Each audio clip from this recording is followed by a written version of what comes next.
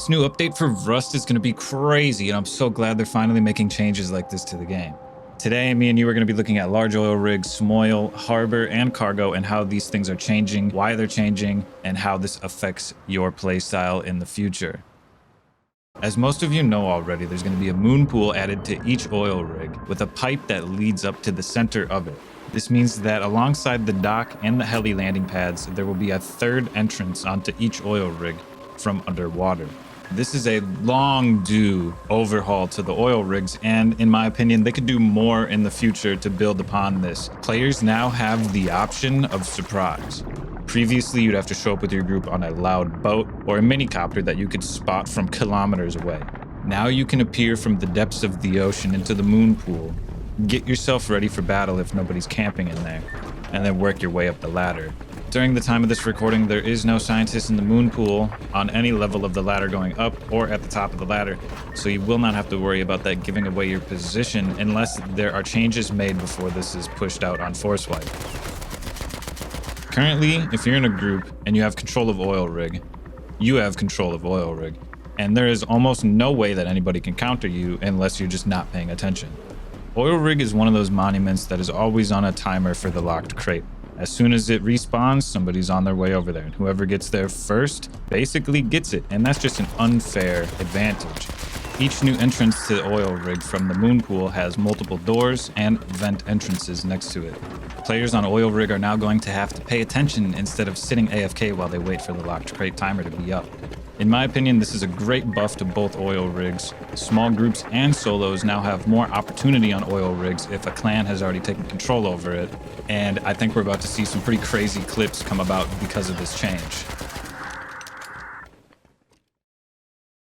The second change we're discussing today is the cargo ship docking into the new harbor. This has got to be up there in the top 5 of my most favorite changes to Rust. And one of the biggest reasons for that is I want to see things that already exist in the game get reworked and rebalanced, and this is a sign that more things like that are on their way. During the time of making this video, these changes are being tested on the Aux2 staging branch, and I could not figure out a way to get the event to actually work, but the cargo ship now circles the map in the opposite direction, and the harbors have been changed.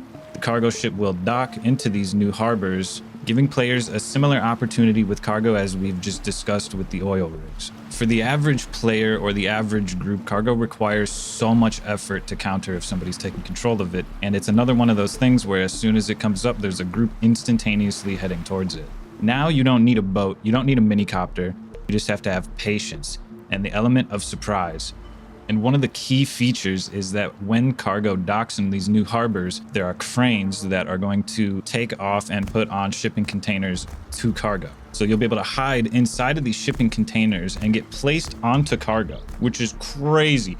Not to mention the fact that you can have your group posted up at a harbor while you wait for cargo to show up. And if someone's already on cargo, you're having a battle from land to cargo, which is it's such a cool thing. I'm so glad that this is being added to the game. And that pretty much covers it for the cargo event. So let's look at some things that have changed in harbor and some things that are still the same.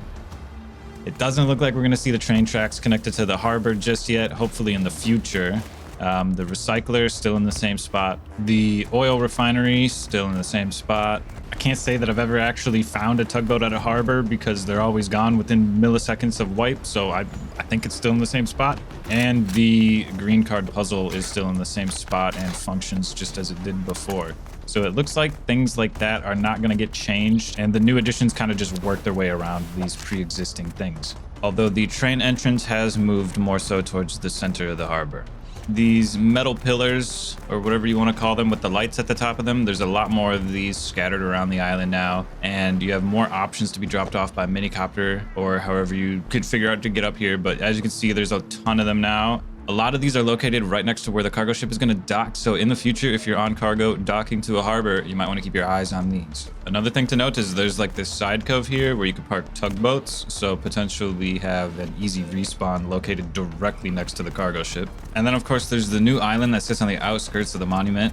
And the layout for the harbor we're looking at right now is beautifully built. It might be one of the most in-depth reworks of a monument thus far for like PvP wise. There's so many options in here. Like this just keeps going and going and going. And one thing to note is that these nets are climbable as well. Like you can climb them like a ladder, and they're currently marked with these yellow barrels.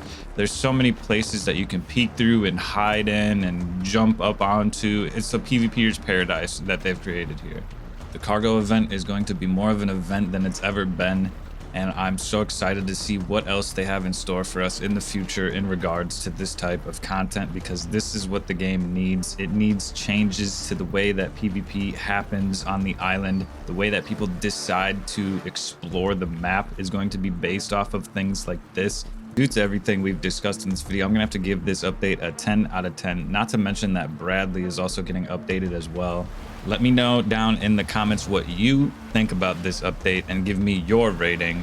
And when you're done doing that, go to the description and follow me on Twitch. I've just upgraded my computer recently, so I'll be able to live stream more often and record better gameplay videos, which I'll be uploading to my new channel. And you can also find a link to that in the description as well. This main channel is going to turn back into what it used to be in the past, which is updates, tutorials, base builds, electrical guides, strategies, and things like that. So all of my gameplay is going on a second channel. And if you want to be notified for new uploads or when I'm live on Twitch, make sure you join my Discord and go get the roles that you want to be notified for. Thank you guys for watching. Make sure you subscribe so you don't miss out on videos in the future. Leave a like if you enjoyed the video. Leave a dislike if you didn't like it. And I'll see you guys in the next one.